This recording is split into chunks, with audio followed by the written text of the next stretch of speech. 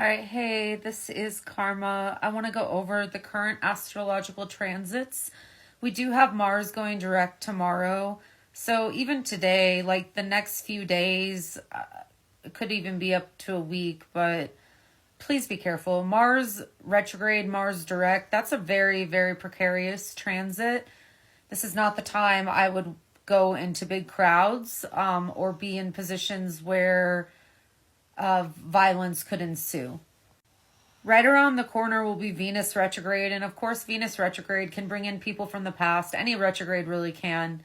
But Venus retrograde is about our beauty. It's about our physical appearance. It's not the time to go get plastic surgery on Groupon. I also wouldn't suggest getting married under a Venus retrograde. I have not seen in the case studies that I have followed it ever working out very well. Same for Mercury retrograde. It's really important that those personal planets are in a happy alignment when you consummate something as important as marriage. Then we will also have Mercury retrograde starting on March 15th until April 7th. And it's going to start in Aries and end in Pisces. So we have a lot of information that is going to come out, and I feel like it's going to get kind of scary. I don't want, I'm not here to scare you, but I am a realist, and I want you to understand that yes, these transits are helping us evolve so we can become better people. But it's also about sometimes when the rubber meets the road. Sometimes people get so angry that there has to be an uprising in order for change to happen. And even if you're someone that just trolls from a fake account, or if like put those little like whatever Trump stickers on food prices. I went to the store yesterday. I couldn't even believe I probably got like 15 items and it was at least like $250. So, this is very difficult for a lot of people, and I totally empathize with that because, life is not a bowl of cherries. But I also believe that we don't encounter transits that we're not prepared for. Like our soul kind of already made this agreement before we incarnated in this lifetime. And so this is the time to prepare, okay? And if you are a minority group, you just have to build community around you. And, it's important for everyone to speak up. I think that there's no greater injustice than when people remain silent and complicit. So I may not win a lot of friends because of my opinions, but it doesn't offend me. I understand I'm not for everyone. We do have Moon Square Mercury today. And the Moon Square Mercury is just like a disagreement transit. It's like everybody's moody. Everybody's opinionated. They just don't care. Like they're just kind of like an F it type energy right now, which is understandable. I mean, you're dealing with people's livelihoods, people that did not deserve to be laid off have now been laid off. People that desperately need, telehealth, medical assistance, like people in late stage dementia that cannot leave their home, are no longer able to get those services, even though they've paid into the system for a long time. So I would suggest filing tax exempt until we have better leadership that is actually for us rather than trying to dismantle us. We also have the moon opposing Jupiter, so it's kind of like too much of a good thing. It's kind of like if you eat a cup of ice cream and it's like, oh, that was good, but then you eat the whole carton and you're like, oh my God, I feel sick.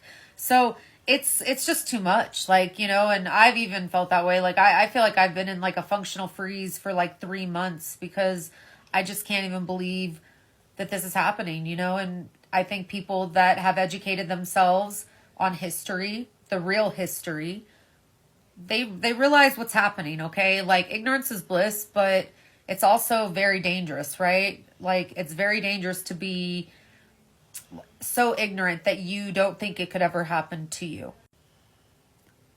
And then also we have Mercury, which is in Pisces now, and Mercury in Pisces is it's like a auric cleanse, right?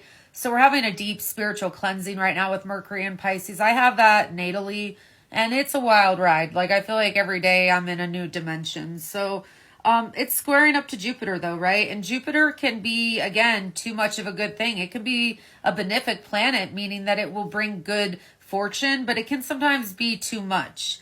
So it having a strong square with Jupiter and Gemini, it's setting the stage for cosmic like tug of war. Like there is going to be violence. Like I guarantee you that.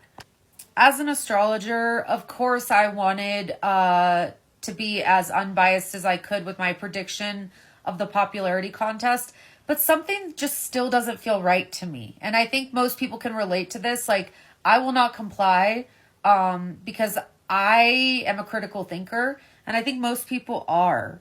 And so you're not crazy, okay? Like something really bad is going on. I have a follower in France, and they are dealing with some of the same stuff. In fact, farmers went and dumped a bunch of dirt like all over the capitals and stuff. So like the uprising is happening not only here in the West, but all over the world. So be a part of the movement. Don't, obviously don't hurt other people in the process. I don't advocate for that, but I do advocate for unrest and protest. I feel like that is your right. And even if it's just not buying from somebody who, for one, wouldn't hire you or wouldn't respect you in the first place, why would you spend your money with them? So yeah, we're on the trajectory of a revolution here, and I don't think we have all the facts. I think this Mercury retrograde is going to be quite revealing. Mercury retrogrades always bring in information, and it's interesting because Mercury retrograde is going to be in Aries and then it'll end in Pisces. And if we think about Mr. T, that is his ninth house. And so the ninth house rules legal matters. And then if we think of Alania, he's a Cancer rising. So Cancer, Leo, Virgo, Libra. Yeah, his 10th house of fame and honors, and it's the top of his chart. It's how he is publicly recognized. Pay attention also to Mars is retrograde in Ilani's first house. I mean, he deserves all the hate that he's getting, but look at how profound it is at this moment. I am definitely looking forward to when Mars starts transiting over Leo again, because that'll be Mr. T's first house. So a lot's going to be revealed. And, a lot of astrologers will be like, oh, you didn't get the election right. No, I just think that there's something deeper going on here. And when I think of Kamala, she has a Gemini rising. Jupiter is in her first house of self. So that really is the expansion of self. It's really the growth and the opportunity. I mean, that's a very favorable transit, in my opinion. The other thing, too, is she has an Aries moon. Like, she's a fighter. She's a prosecutor. She's not, like, just going to back down and bow down. Like, I don't think that this is over. And I will walk it back if nothing happens after this Mercury retrograde, Venus retrograde, Mars direct, and the eclipse that's coming up. But I'm going to stick with my initial prediction. And I feel like a lot of this had to happen so we can really uncover the white supremacy that has always been apparent. And now that people are openly doing Roman salutes, like, this is very, very, very, very, very bad. And we have to speak against it, because being complicit, being quiet, being agreeable is not going to work, especially with Pluto and Aquarius. Like, you better be ready. And, that's going to be different for everyone. But you need to be ready, because it's going to get wild.